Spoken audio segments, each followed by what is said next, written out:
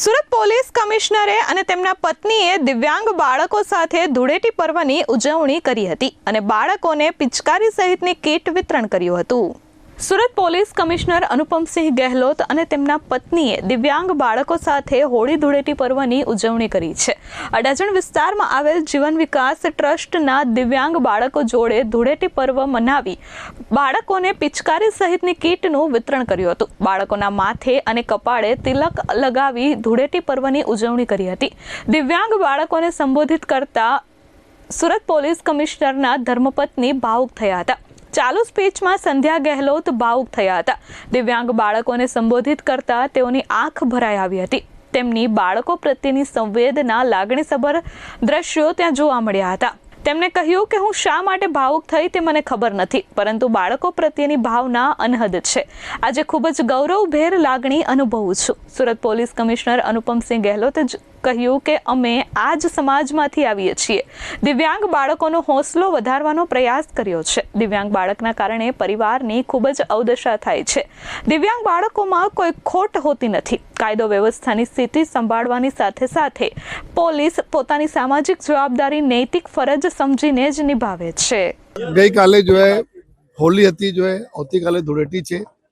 એના અનુસંધાન में આજે જીવન વિકાસ ટ્રસ્ટ ના દ્વારા जो एक संचालित स्कूल છે, अपना जो दिव्यांग बाળકો છે, जो मानसिक રીતે એટલા નથી ડેવલપ થઈ શક્યા, જો એવા બાળકોનો સરસ એક અહીંયા पे जो स्कूल ચાલે છે।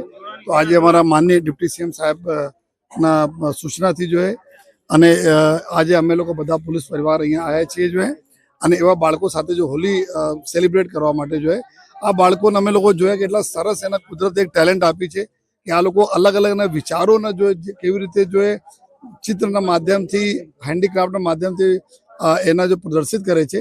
તો ખૂબ ખુશી અમે લોકોને છે કે એવા બાળકો સાથે આવીને અમે લોકો જો હોલી મનાવીએ છીએ। સમાજના એક એવા અંગ છે જો કે અમારા જે રીતે અમે હોલી હોય છે, હોલીમાં અલગ અલગ કલર હોય છે, અલગ અલગ કલર મળીને એટલા ખૂબસૂરત કલર બને છે, જિંદગી ખૂબસૂરત બનાવે છે। આ પ્રકાર અમારા સમાજ બી એવું છે કે તમામ પ્રકારના લોકો માટે જો સમાજ બધા વર્ગ મળીને જો બધાને જિંદગી ખૂબસૂરત બનાવે। આ અમારે લોકો હરદમ આશા રહે છે અને ખૂબ ખુશી છે કે અમારા એવા બાળકો, દિવ્યાંગ બાળકો છે, આ લોકોને ચહેરે પર જો ખુશી છે તો એના જોઈને અમે લોકો લાગે છે કે બધા અમારા લોકો બધા હોલી ખરેખર હોલી આ છે। અમે લોકો હરદમ ટ્રાય કરીએ છીએ કે અમારી જવાબદારી કાયદાના વ્યવસ્થાનો તો છે જ, સાથે જો સામાજિક જવાબદારીને ભાગ અમે લોકો આ સમાજમાંથી આવીએ છીએ।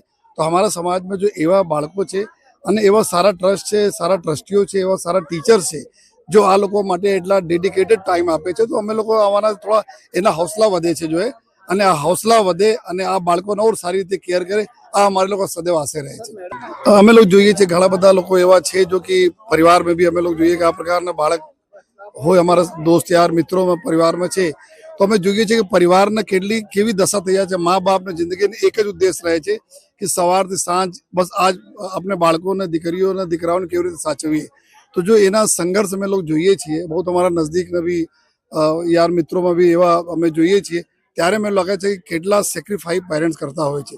ત્યારે અમે લોકો જો સહભાગી બનીએ, ગમે તેવા કારણોસર નાના મોટા સહભાગી બનીએ, તો એમના બહુ એક ઇમોશનલ ક્ષણ હરદમ રહે છે, બધા માટે રહે છે જો કારણ કે આ બાળકો એકદમ બોલે ભગવાન એવા ક્લિયર, એકદમ દિલમાં કોઈ પણ એવા ખોટ નથી, કોઈ પણ એવા નથી, એકદમ શુદ્ધ અને કોરા લોકો છે જો તો બસ ભગવાન આ બધાને ખૂબ સારા સ્વસ્થ રાખે અને એવા લોકોને સ્વસ્થ રાખે જો આ લોકોને સેવા કરી રહ્યા છે।